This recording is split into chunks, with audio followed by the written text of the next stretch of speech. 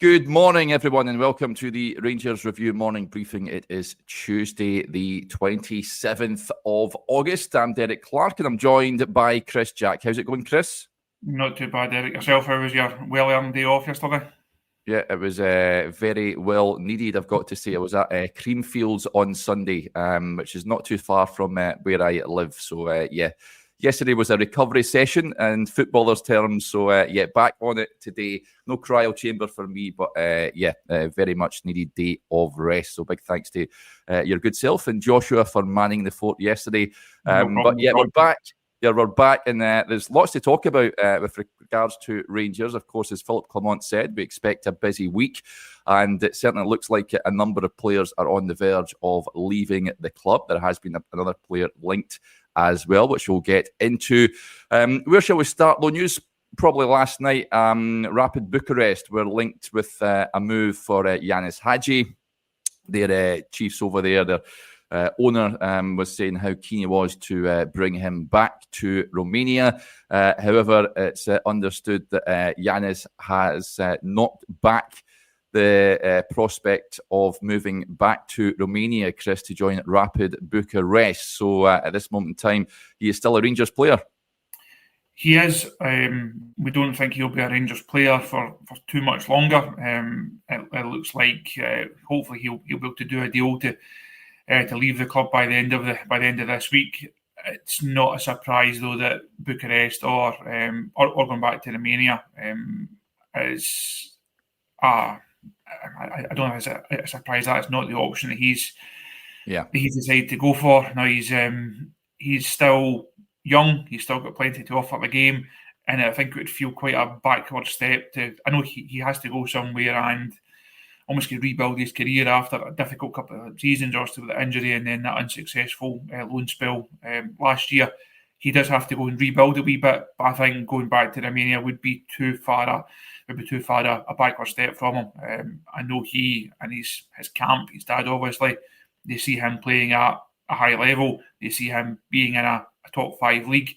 Unfortunately, he was in a top 5 league last season and it didn't work. Now, you also did a great podcast with some of the guys out there. I wrote a piece on how he was doing around about Christmas time maybe, and that loan didn't go to plan. So I don't think there'll be a huge stream of Spanish teams looking to sign him on the back of that.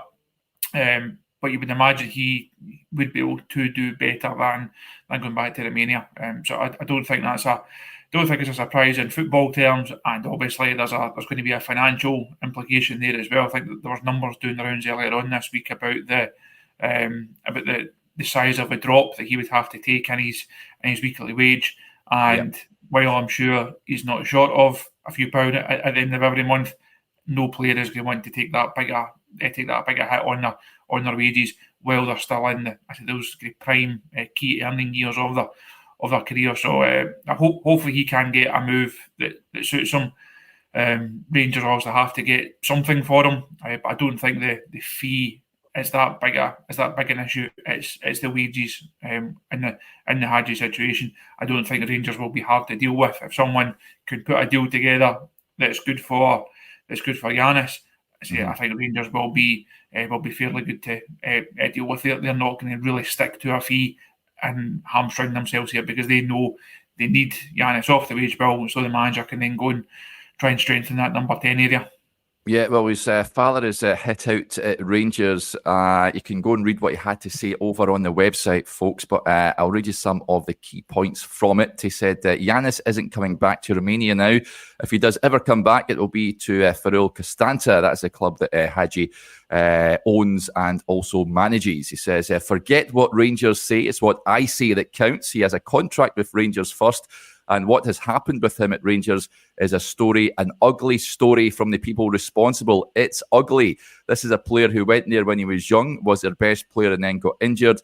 He fought back, and what happened? He's training on his own, or whoever he's training with But when something like this happens in Western Europe, we are told, what claims do you have if you are from Romania? Excuse me, what would I know? I played at the highest level, even though I'm from Romania. At one point, I just said to them, shut up. He won't come here because he has proved he can be at Rangers. He was their best player.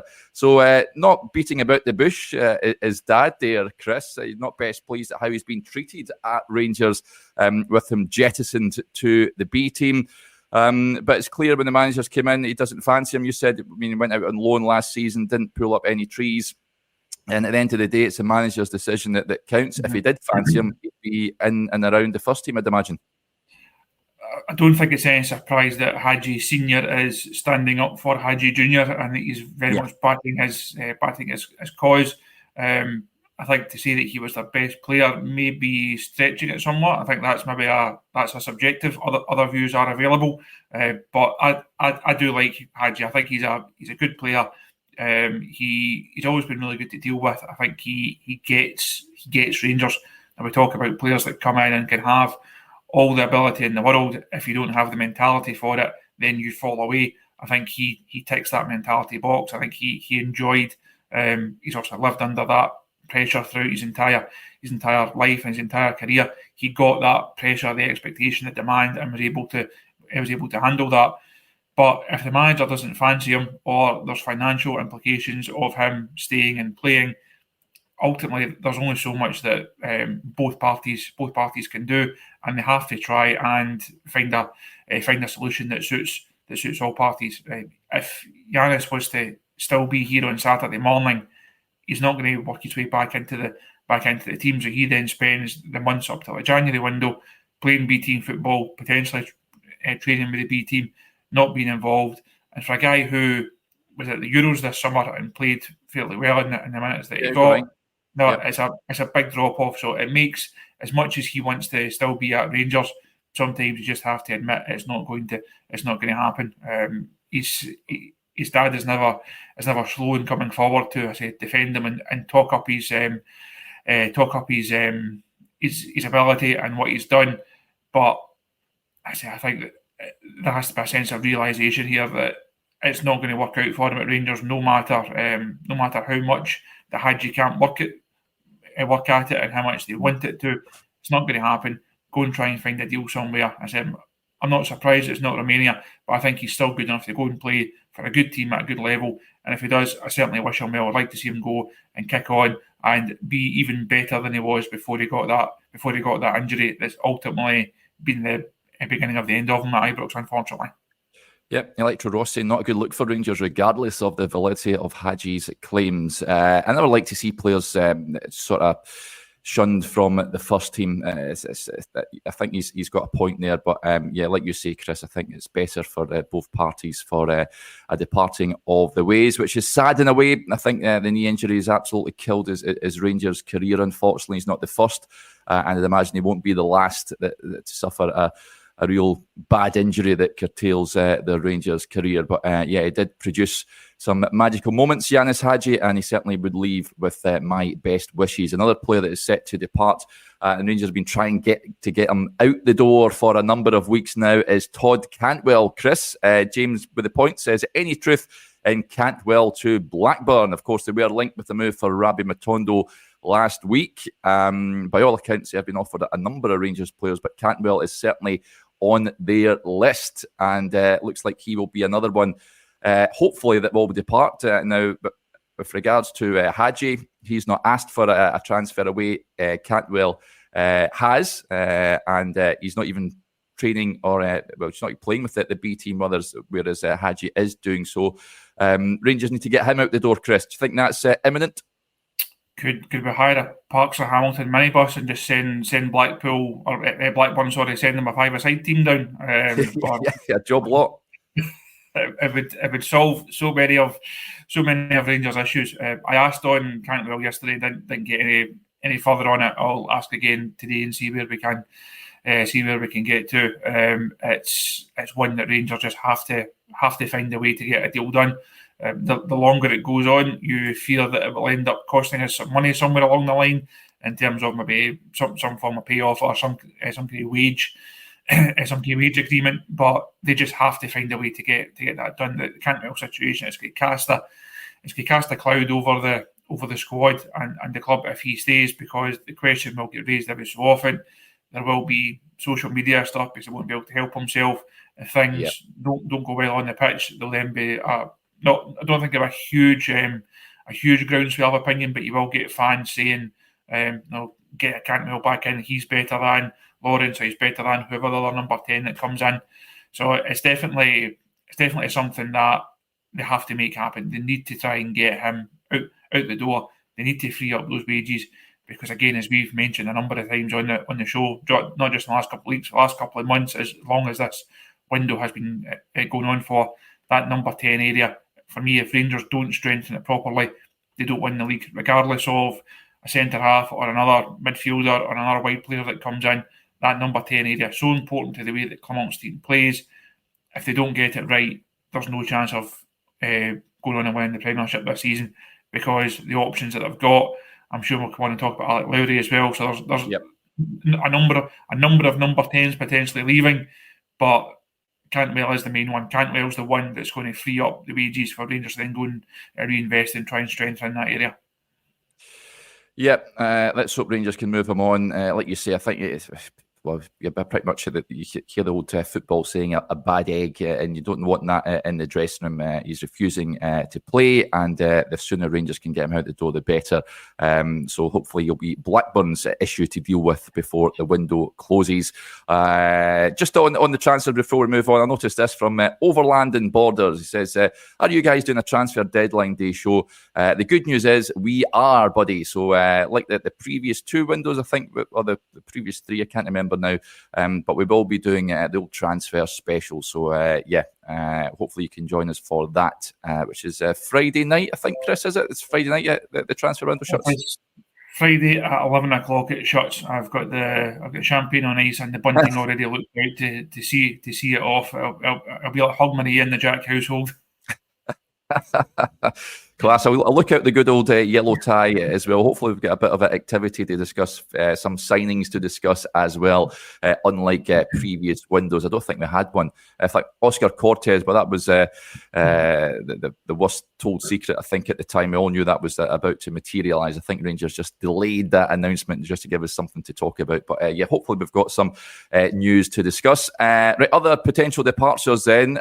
You mentioned there Alex Lowry. According to reports down south, Carlisle United are keen on signing him, Chris. Not too sure if it would be a loan or a permanent move. I think, listen, if we've discussed Alex Lowry, and we'll discuss Leon King as well, I don't think it's going to happen for them at Rangers, and I think it's probably best that they move on. I'm actually pleased at the links, because I think they need to move down south, get away from home, just to develop further. And I think, Carlisle, relegated from English League One last season, looking to come back up. Well-supported side up in the north of England. I think that would be, I'm sure Alex Lowry would like to play in probably a league above, but that's probably his level at this moment in time. He has to go and play games, and it'll be a decent club for him to go to.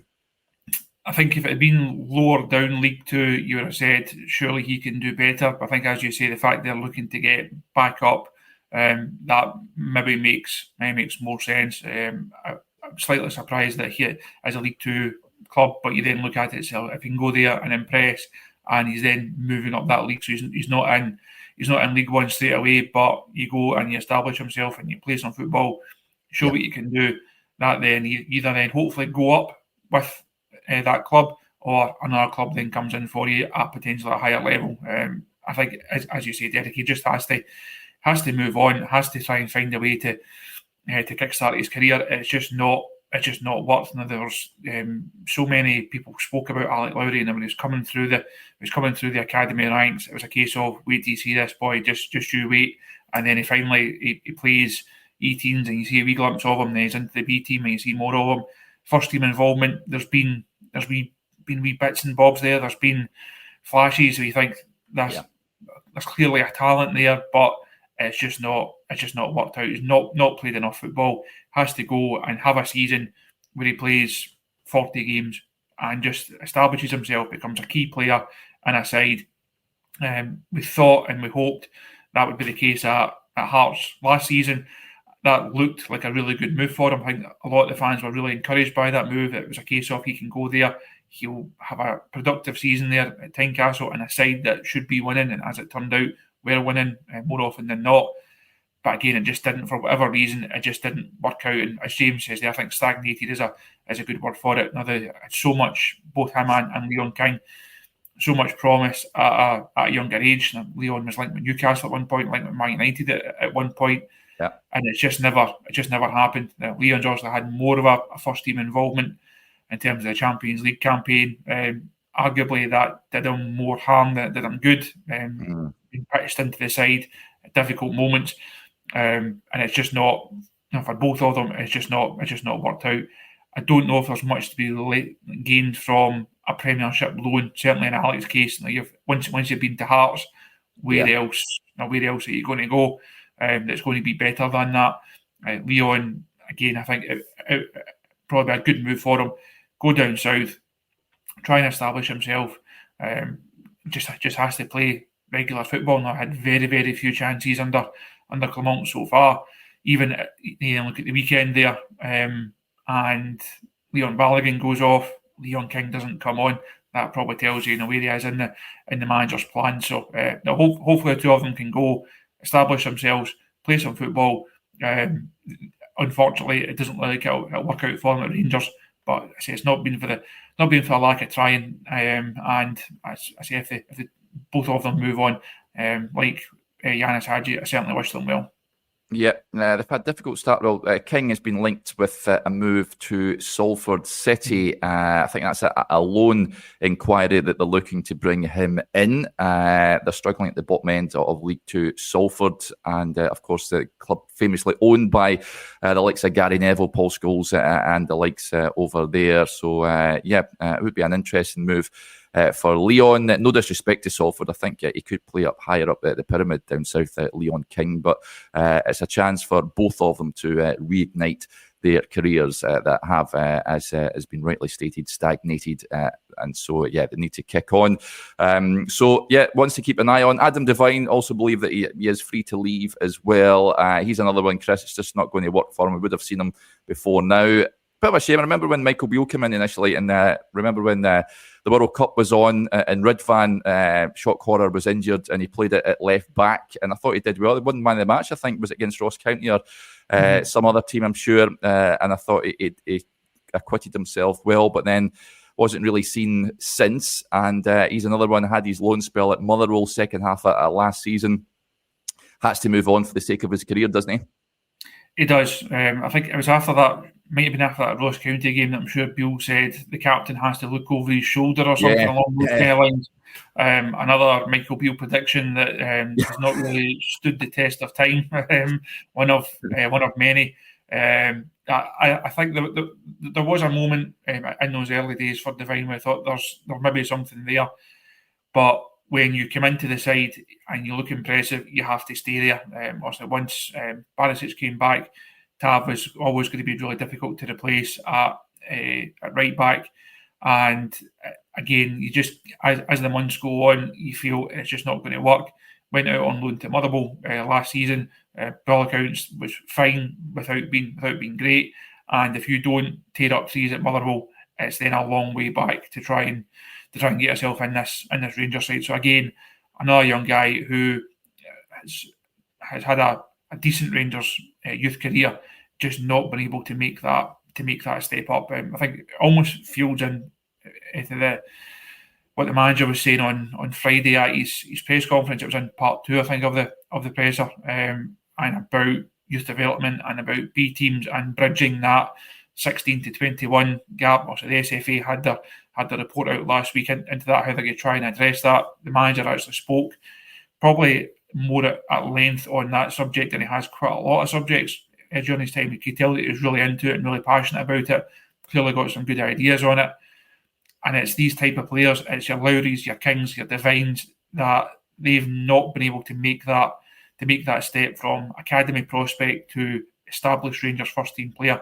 And you do wonder, had the setup been different, had a different league structure, for example, been in place, would they have progress better? Would they be able to make that transition, or ultimately are they just not at the level? I think for all three of them, you do wonder they're not that far away. With a wee bit more help, with the right opportunities, could they have just made that transition from academy at 18, 19 to first team at 21, 22? I say for all three of them, it's not worked out. The challenge, of course, now for Rangers is to ensure that your next batch don't suffer the same fate. So you're looking at Cole McKinnon, part of the squad. Bailey Rice, good to see him back in the matchday squad. Like Zach Lovelace. How do Rangers get that transition right for these players? Because there's no point in guys like Lowry, all the talent in the world, coming through and not being able to make it. So that's something I know the Rangers Academy are working on. They're trying to find solutions for that. I think, as the manager outlined on Friday, it's a bigger issue than just one Rangers issue or one club trying to do it. Yep, well said. A couple of points coming in just on King and Lowry. Tam Brown says, is Big Clint still at Carlisle? No, he's now assistant manager at Stockport County. So he's down nearer his old neck of the woods, says Clint Hill. This one, Scott says, do you think King and Lowry would improve the Bolton team?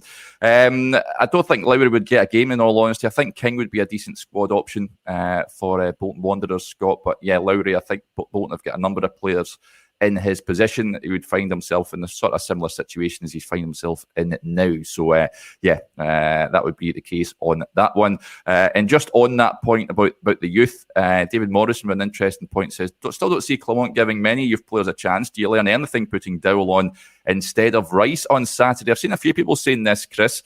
Kieran Dowell's another one, incidentally, has been sort of mumblings that he could be moving on. No real concrete move or link as yet. But does David have a point, do you reckon? In a wider sense, yes, but not in regard to Saturday. It's actually something that Stevie touched on the post-match show on Saturday.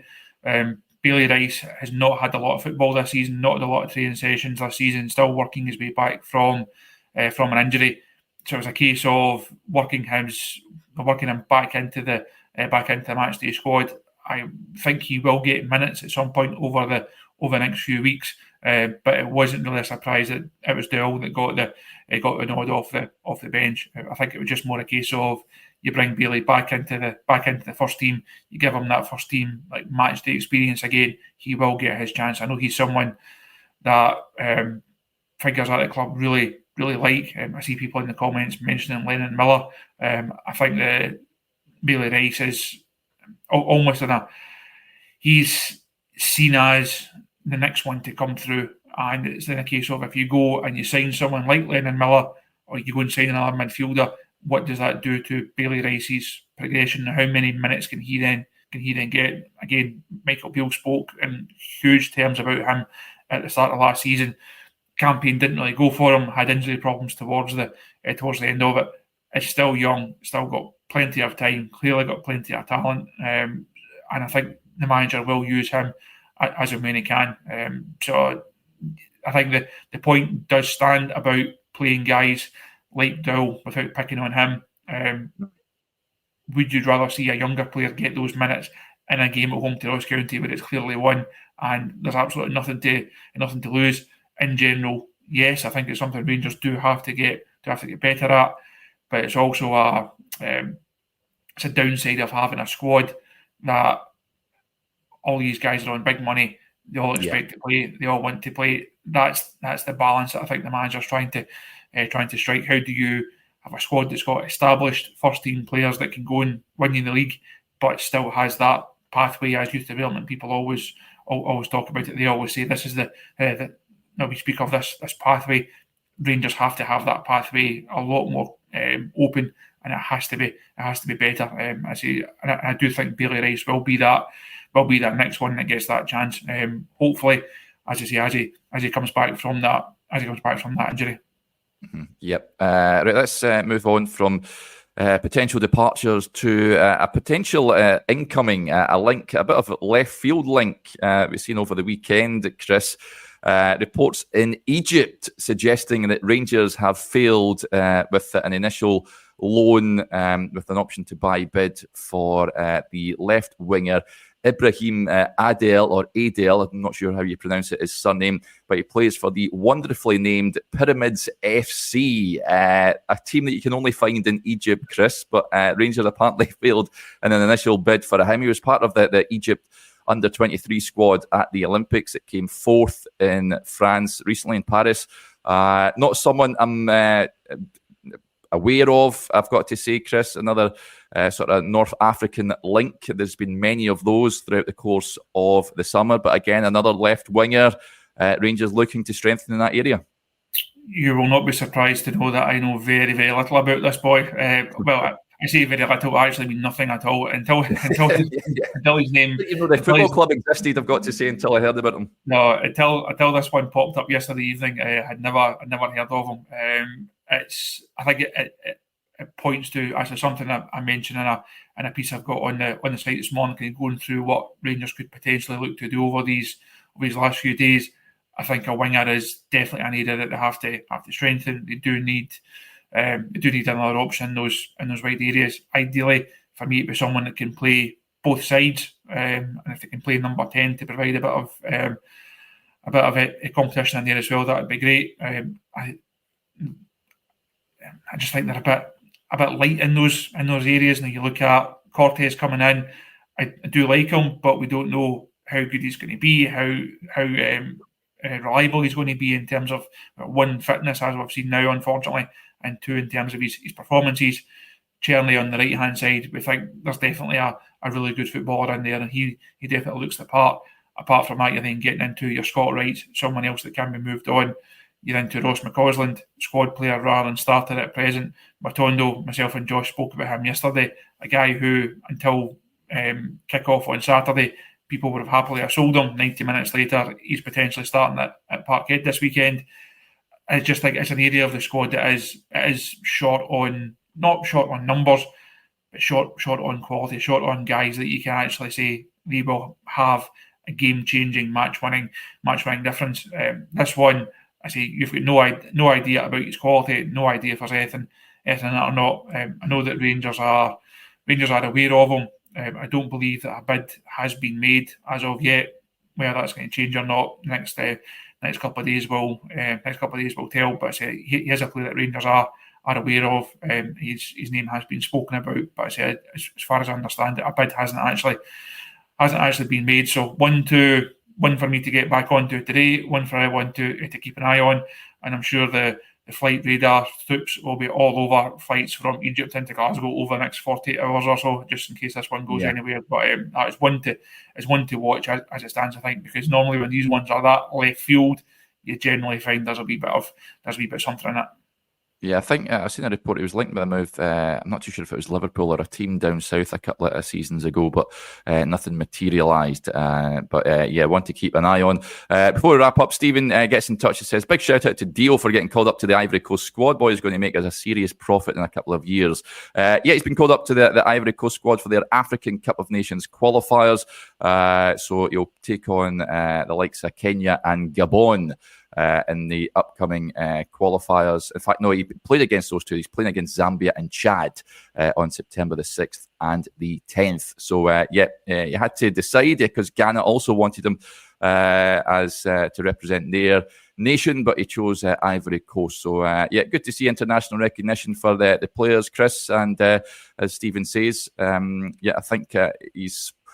Rangers can hold on to him for a couple of seasons, sell him for a big profit, then that is what the player trading model is all about, I guess. Indeed. On the international front, as you say, he has had that decision to make. Fair play to him for having those options. Just one request: don't come back injured. Oh.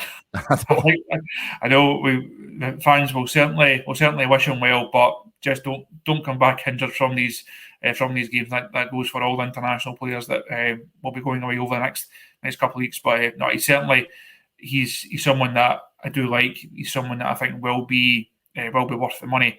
And as the comment says there, he should make his money going forward if he can continue to progress. in the manner that the manager clearly believes he will do, and that we all think he can do, there's definitely a player in there. There's definitely a profit to be made in there.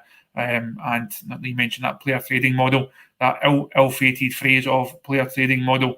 He is the ideal example. You go and get someone who has got a bit of experience behind them, but has not got that profile yet, and you use European football and hopefully going on and challenging for silverware. You give him that profile, you give him that experience, and you then go and try and make a bit of money on him. Yep, absolutely.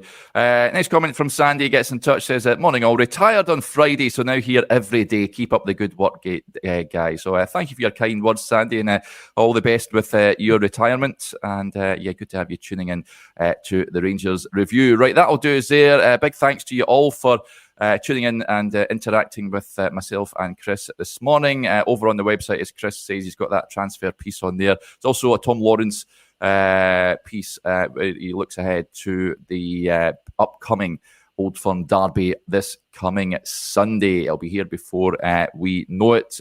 We'll properly look ahead to that, I'm sure, tomorrow and beyond, as it's going to be a big one. Can Rangers go and get a result over at the other side of the city? Let's hope so. Right, if there's any breaking transfer stories or what have you, folks, we'll be back on. I think we'll record, for those of you that are extra members on the Rangers Review YouTube channel, will record a Q&A this afternoon as well. So get your questions in. I'll pop the link out on the community page. Fire your questions in and we'll get through as many as we possibly can. Right, until then, I'll speak to you this afternoon. If I don't speak to you then, enjoy the rest of your Tuesday. Bye for now.